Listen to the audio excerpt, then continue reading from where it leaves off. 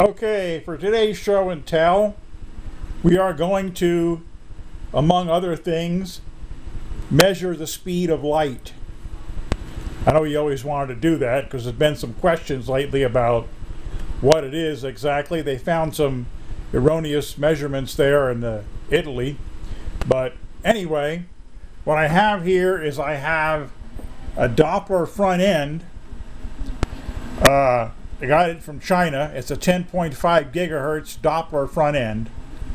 Okay, so what we're going to do is we're going to look at the output of that.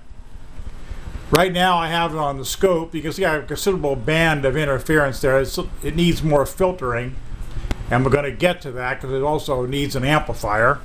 But what I'm going to do is I'm going to take the bottom of this flashlight. I have a piece of aluminum tape on it so it can act as a target. Okay, now if you watch the scope, you can see that as I move the flashlight up and down, the speed gives me a Doppler signal. Now I can also, you notice from the bottom, it's all the way negative out of the diode. I'm getting a real good signal out of this diode. It won't require much amplification to drive like a speaker. Fully negative to fully positive, as I move the flashlight through that end, that's a half a wavelength. So if I had a really precise ruler, or I had a micrometer dial, I could measure that distance. And if I knew the frequency, if I measured the frequency exactly, I could know a half wavelength, and that would tell me the speed of light, how far light traveled in a half wavelength at 10.5 gigahertz. So that's pretty interesting. As you can see, even up fairly far away, I get a pretty substantial Doppler signal out of it as I move it in and out.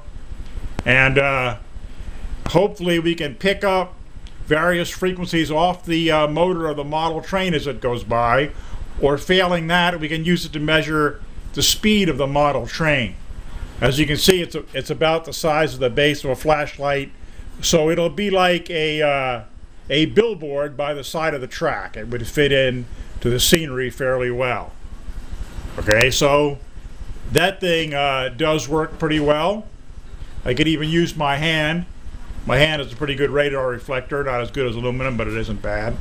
So that's it. Oh, one more thing, I am going to put an amplifier on it and hook it up to a speaker or a headphone. So, and you could put that like on the back of your baseball cap, and if anybody was approaching you from behind, you would hear a tone in your ear, the Doppler tone of their approaching.